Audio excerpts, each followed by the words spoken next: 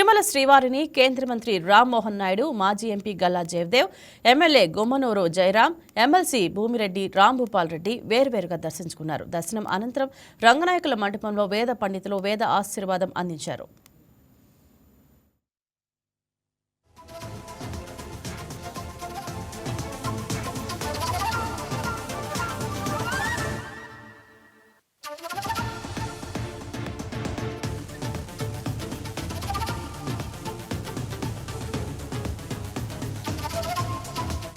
ఈరోజు తిరుమలలో కలియుగ వెంకటేశ్వర స్వామివారి తాలూకా దర్శనం అద్భుతంగా జరిగింది.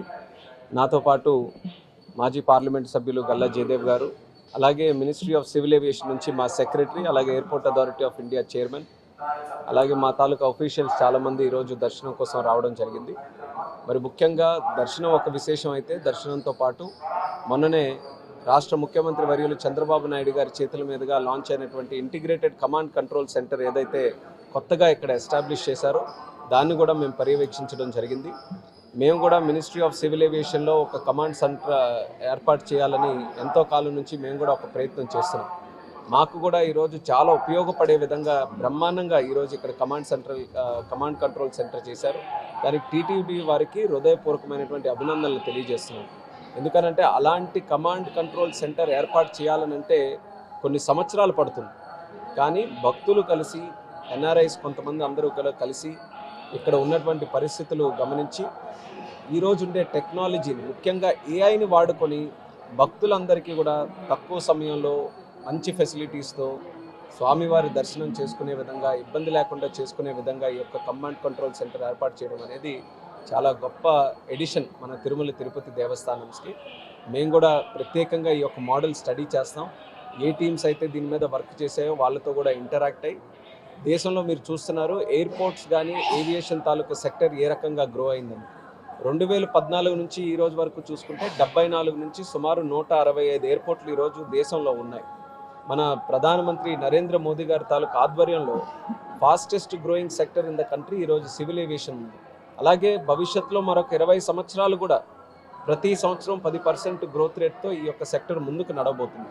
అలాంటి సమయంలో ఆపరేషన్స్ కానీ, ప్యాసింజర్స్ కానీ, లేకపోతే ఎయిర్పోర్ట్ తాలూకా కార్యకలాపాలు కానీ, ఇవన్నీ కూడా ఒక కమాండ్ కంట్రోల్ సెంటర్ నుంచి మనం కూడా ఆపరేట్ చేయగలిగితే ఇంకా మంచి ఫెసిలిటీస్ మన ప్యాసింజర్స్ కూడా ఇచ్చే అవకాశం మాకు కూడా ఉంటుంది. ఈరోజు ఒక గొప్ప లెర్నింగ్ మాకు ఇక్కడ కమాండ్ కంట్రోల్ సెంటర్ది.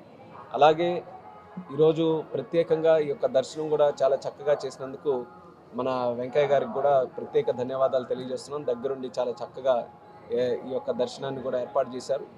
మాకనే కాదు, మిగిలిన భక్తులతో కూడా అందరితో కూడా ఇంటరాక్ట్ అయితే చాలా ప్రశాంతంగా, చాలా చక్కగా ప్రసాదాలు కానీ, దర్శనం కానీ, ఇక్కడ ఏర్పాట్లు కానీ అన్నిటినీ కూడా ఈరోజు మెచ్చుకుంటున్నారు. దానికి మన ముఖ్యమంత్రి వర్యులకి, అలాగే ఉప ముఖ్యమంత్రి వర్యులకి, కూటమి ప్రభుత్వానికి, రాష్ట్ర ప్రభుత్వానికి ప్రత్యేక ధన్యవాదాలు తెలియజేస్తున్నాను.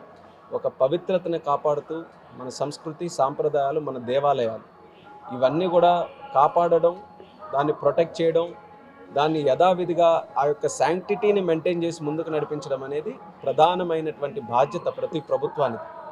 దాన్ని మనసా వాచా కర్మేణ ఈ యొక్క ప్రభుత్వం పూర్తి శాతం కట్టుబడి ఉండి. Please subscribe to YK TV Network. Please subscribe to YK TV. Please watch YK News. Don't forget to subscribe YK News channel.